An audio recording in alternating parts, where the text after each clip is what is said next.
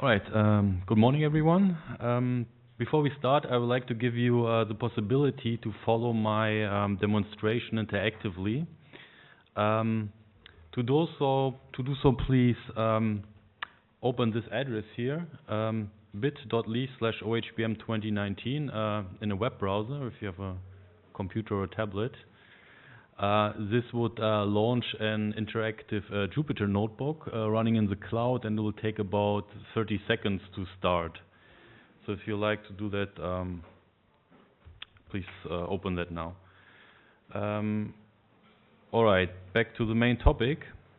We have seen that there are many factors that influence high-resolution imaging. And while a single factor or mechanism may still be relatively easy to understand, it's often not obvious how multiple factors combine quantitatively, for example, when considering optimal voxel width. In addition, the specific objective of a study may also play a role. So here I present a software toolbox that we wrote that allows to simulate different imaging scenarios and to calculate optimal voxel widths for different analysis objectives. The software is available on the GitHub page of Amir Schmurt's lab, and there's a Python as well as a MATLAB version. I hope that the notebooks have started. Has anyone tried? Yeah? Did it work? Okay, good. So the notebook contains the same demonstration that I'm going to give. So most importantly, there are small sections or cells of Python code that you can run by yourself. To do so, just navigate there using your mouse or a keyboard and press Shift Return. Alternatively, you can click on Run on the Run button at the top of the page. Before you start, I would recommend to let all cells run once by going to the pull-down menu Cell at the top and clicking on Run All. Okay. All right. So let's have a tour of the inner workings of the model. To do so, let's consider the typical use case. So typically you would define parameters of a column pattern like the main spatial frequency and the irregularity. Then define parameters of imaging like the bold point split function width and the noise model. And then the software would run simulations using many patterns and voxel widths and return measures of different imaging objectives and which voxel width optimize them. Internally, what happens in each simulation is, like Amir demonstrated, we first simulate a cortical column pattern by filtering spatial noise. Then we simulate the bold response pattern by convolving the cortical column pattern with a Gaussian point split function. Then we simulate fMRI by sampling the bold response pattern in K-space. And finally, we analyze the resulting fMRI map, taking a noise model into account. So let's see how that looks. So we first initialize our simulation grid. And then we simulate a column pattern. On the right, you can see a differential neuronal response of a column map. This can represent any column pattern that has an approximately periodic structure, but more specifically, it can also be interpreted as a differential neuronal response of a map that is organized similar to orientation columns. In that case, the image on the left would be the corresponding orientation preference map. If you have opened the notebook, then you can easily change the parameters by just changing the rho and delta relative parameter on the top. They control the spatial scale and the irregularity of the pattern.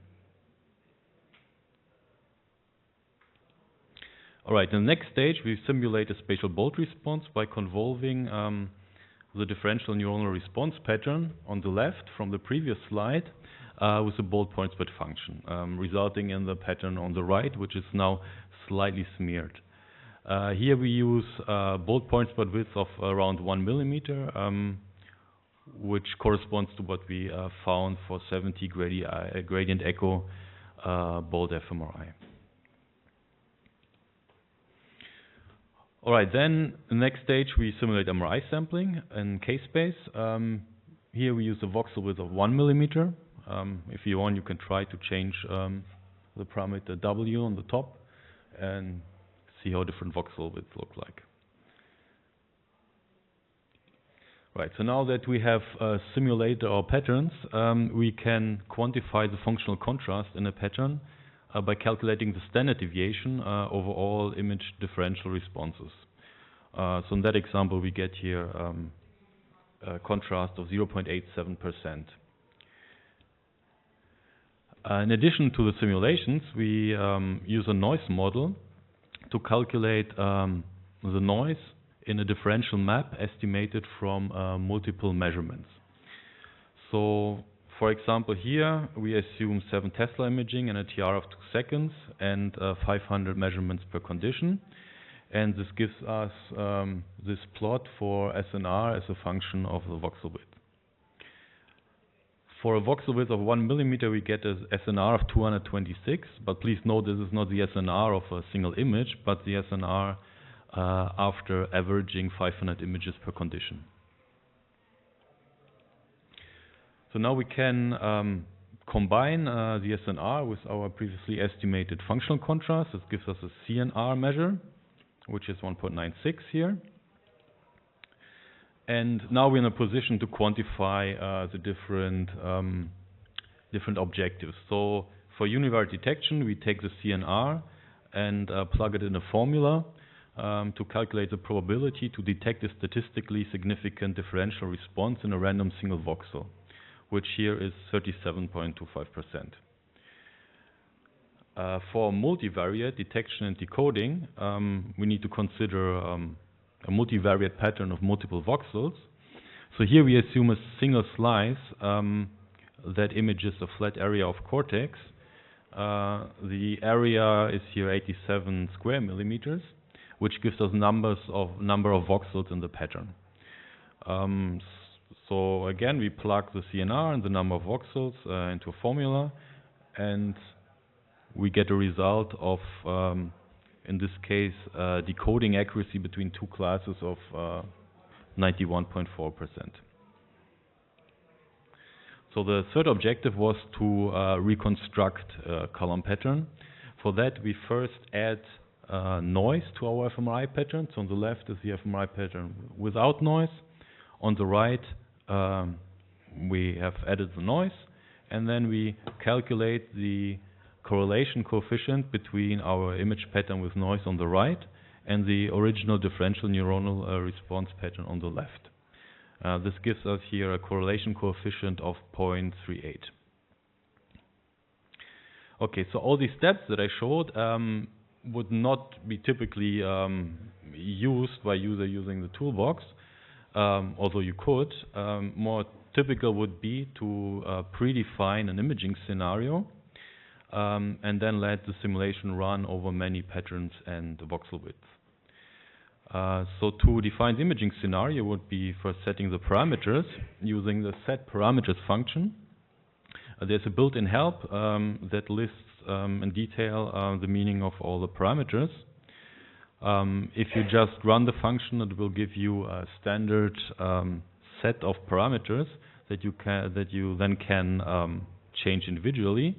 But you can also use some predefined scenarios by providing an optional argument to this function. All right, so we run this, get a set of standard parameters. So in that case, that's approximately 70 gradient echo bolt fMRI, and we are looking at orientation column patterns. With that, we can just simply run the optimization simulation. This would take about 20 to 30 seconds to run. Right, and we can then plug the result into another function that will print a summary. So on the left, you see all kinds of different optimized quantities like univariate detection probability, multivariate detection probability, and decoding probability and accuracy for 2 classes, 4 and 8 classes, and the pattern correlation. The third column shows the optimal voxel width for all these measures.